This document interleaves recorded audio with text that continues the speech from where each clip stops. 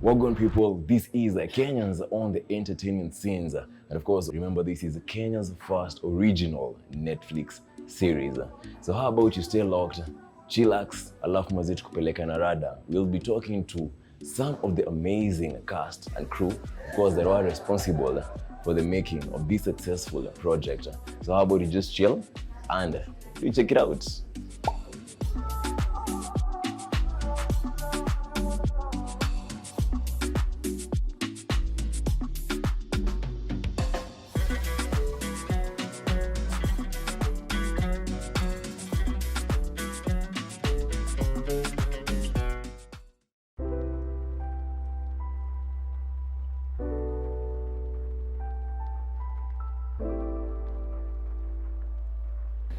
Playing Grace on Country Queen was very interesting, and it was a once in a kind, do they call it, sort of opportunity. Because I may have been on many sets and gotten all these awards and nominations to speak of, but this is the first time that I have felt very taken care of, if I could put it that way. The first time that I went through an acting workshop, an entire acting workshop before starting to shoot. It's the first project, I think, that I have gone on set absolutely 100% comfortable of what I'm about to deliver. So that has been the difference. I was very well prepared for Country Queen. Not that I'm not prepared otherwise, but you know, you do your own preparation and then it's what the production does. And it was a really good experience.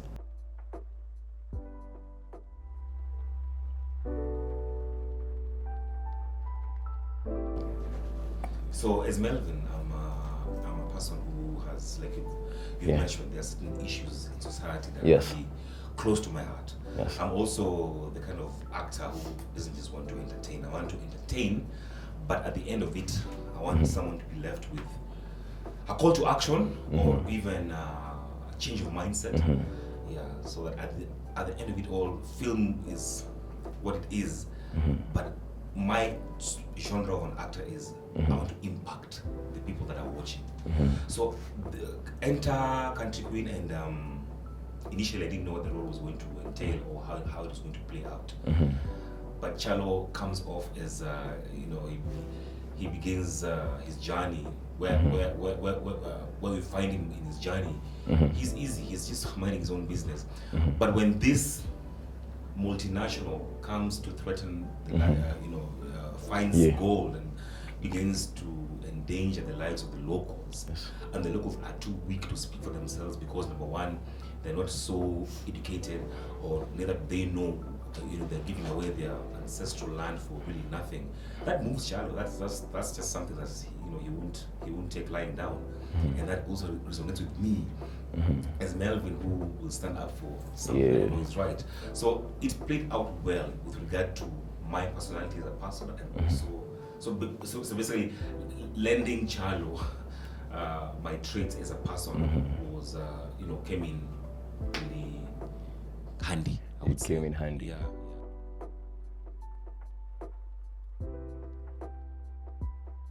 Sheila, you did play Anna in this particular series. So first of all, how was your experience playing out that role? There are times that you're really jealous, and something just really what people normally think, the audience. How is it coming working on the chemistry when you guys don't have a thing, but there you are acting and you need to actually not have a thing? That's a very good question. It's a very good question. I think for us, first of all, the casting was done right. So by the time we knew by the time I knew who my love interest was, there's already something that had started building with us. The acting workshops were everything because Melvin and I had a chance to experience each other and break down our walls so that we can let Charlo and Anna live and breathe through us. So it was the beauty of working together every day, working on our scenes, working on improvisations, but it's also wonderful to be cast with someone who you admire, who's got a wonderful work ethic. So it becomes very, very easy to just let your guard down and just fall in love. Yeah. That's amazing.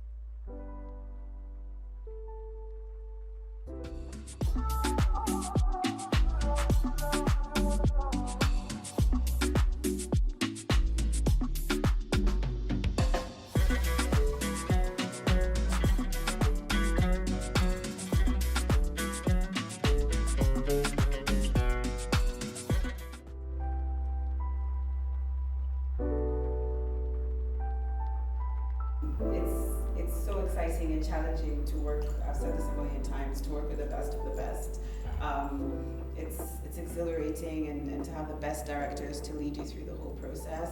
It was great working as Akisa. In a lot of ways, I think me and Akisa have a lot in common, but in some ways, obviously she's experienced things I could never even dream of experiencing. But all in all, it was just fantastic to work with the best of the best in the industry. I think to any actor or producer, that's your dream. And I had my dream, yeah.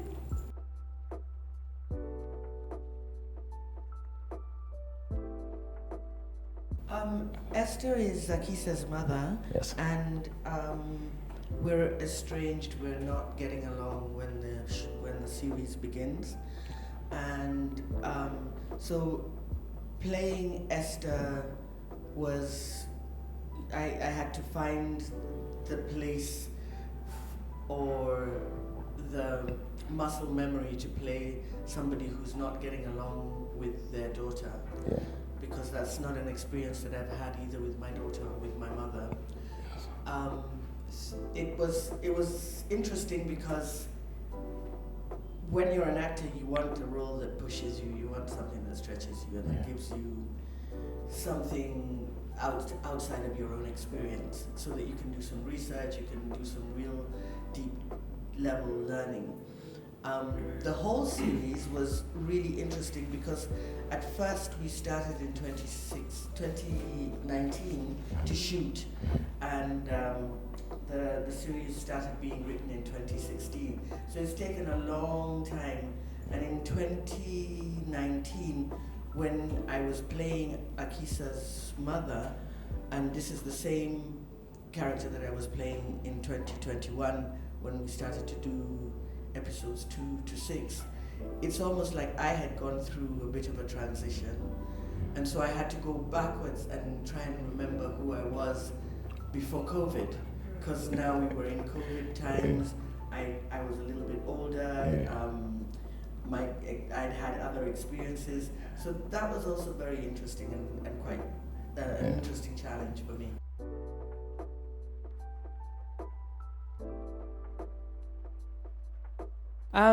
Playing Ivy was refreshing. It was freeing, in the sense that as a human being, when you look at yourself, I think we're very harsh critics of ourselves naturally.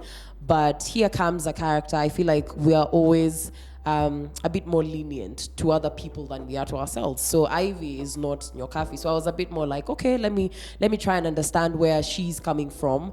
And it was very refreshing to see how Ivy is just a free spirit. She just wants to make her own rules and be happy, which, is a very Gen Z and millennial kind of language. But it is freeing. It is very refreshing to have someone who does not believe in, I have to live my life because society says this and that. You have this girl who believes in, listen, whatever makes me happy, so long as I'm not hurting another person, I'm going to do that. And even though she gets herself in this position where, she's getting pressure from her dad, and she still has to be, loyal, be this solid support system for Akisa, well, you'll see what she chooses in the end. But it was interesting to sort of explore her mind space and what it means to be in such a space. Yeah.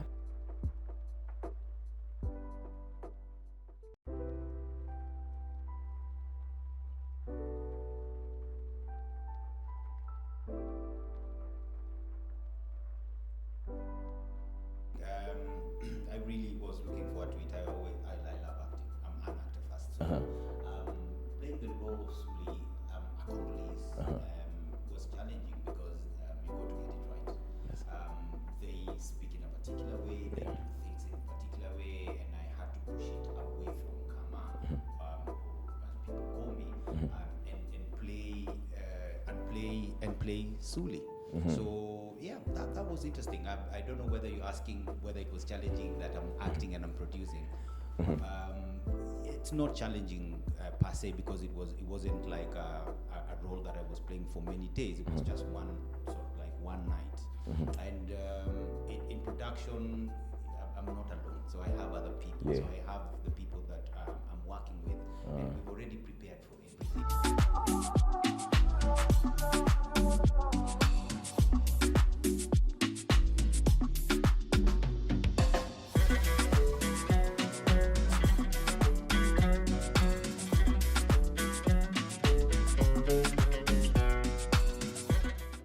Mumbi Kaigo. So you've been in the industry for quite a very, very long while. And a lot has been happening. A lot of content has been worked on locally. And here we are. We have the first Kenya original on Netflix. What does that mean to the Kenyan actor? Well, I can only tell you what it means to me because I can't speak for all the actors, and they're here. I think, to me, I feel that I started when I was very young, and I have worked with people whose shoulders I'm standing on, and I'm very proud to stand on their shoulders. But I don't think whether it was Color Mask, which was the first full-length feature film that was made by Kenyans, up until Netflix choosing to support Country Queen, that we've ever had an opportunity for us to be seen by so many people. So, it's funny, we see these blockbuster movies, and the blockbuster movies, everybody knows about them. When they're launched, there's posters here already in advance. There's, you can see it in Japan, you can see it in Russia, you can see it in the Gambia, you can see it everywhere. This is how we feel about this project, that we are going to be seen everywhere. You can't stress enough. And so as an actor who has been acting for a long time, it's just momentous. The fact that I am famous, but I might now become famous. Yeah, like on a global platform.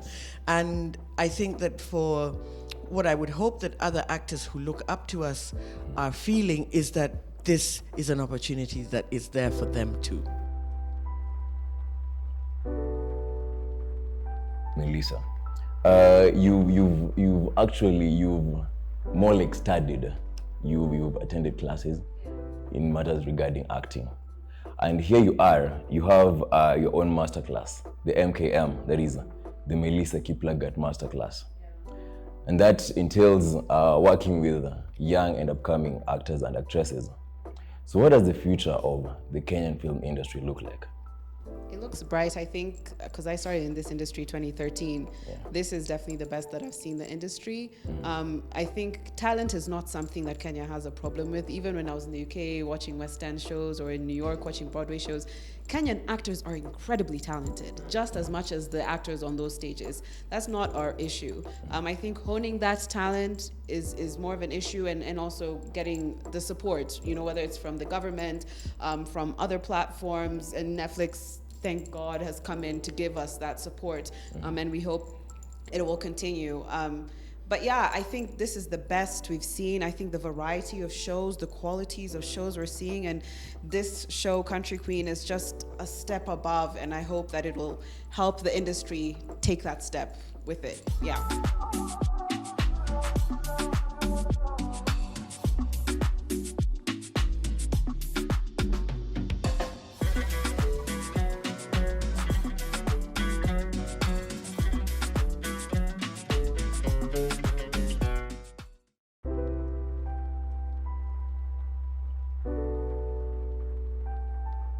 There is this perception that there are these normal faces that you normally see, and now the question is, what is your thought towards that, and how can people get these particular opportunities, of course, to at least share and engage in such kind of platforms? I'll say this. There's a reason that you see the same people over and over again, and it's really less about the same faces and more about how many years and how much work they've put in the industry. So to answer your question in the first place, I would tell anyone, you have to put in the hours. You need to work. You need to get to a point where somebody calls you and says, hey, I think there's a show you could be good for a role. Doesn't mean that you won't audition. It just means that maybe you'll bypass the first few auditions. Okay? Secondly, it's very important that people I mentor watch Country Queen, because it has creme de la creme of Kenya. It's people who I speak about when I'm talking to my kids in class, It's it's something they will watch and say, Teacher Nice was like, okay, they don't call me Teacher Nice. I would kill them if I would kill you if you call me Teacher Nice. But you know what I mean? They would say, Nice says, do this. Let's see if she can. You understand? So I'll tell them, watch it, see how much work, see how well you work if you put the work. You know, understand? Put in the years, put in the work, do your homework. Don't expect just to be fresh and new and that's going to help you go on in the industry, you understand? So when they watch Country Queen, they see the cast that we have on this show, they will understand why I say it's not about old faces, it's about the years and the experience that you have. Yeah, and just to support what Nice is saying, same faces doing the same stuff, fine. Well, I mean, where's the problem in that? Number one, also, I'm not acting as the same person all the time. We keep changing our characters. And what she's also saying is, you put in, she has invested, we have invested time, and time manifests. The work you put in somehow manifests. And also, for example, a 20-year-old will play a role for a 20-year-old, and I would say perhaps a 20-year-old or 21-year-old perhaps has just come into the industry. So how do you entrust a 21-year-old with a 45-year-old role where they are married and have been divorced and have been whatnot? Most likely, an actor who has been there for that long has the experience with life, therefore, and can attach certain experiences to that role that this young one will not be able. It's just time. We can't escape time. Just touching on the government support that you get. So you actually starred in a movie that is Rafiki, which actually was featured in Cannes Festival, right? Which was really, really amazing. But it was going through some difficult situations here back at home with the KFCB, right?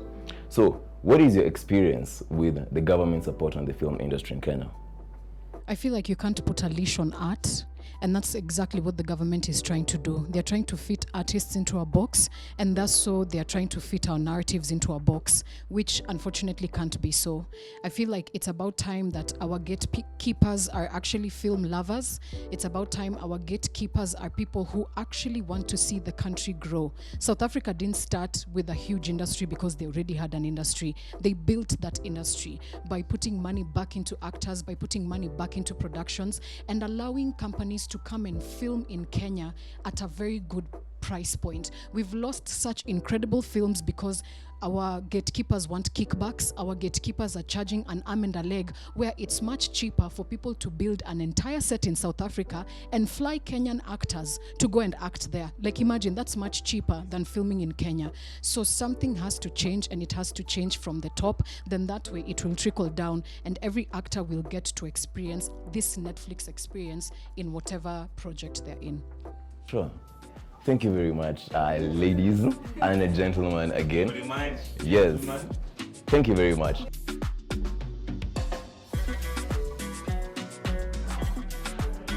Kaboom!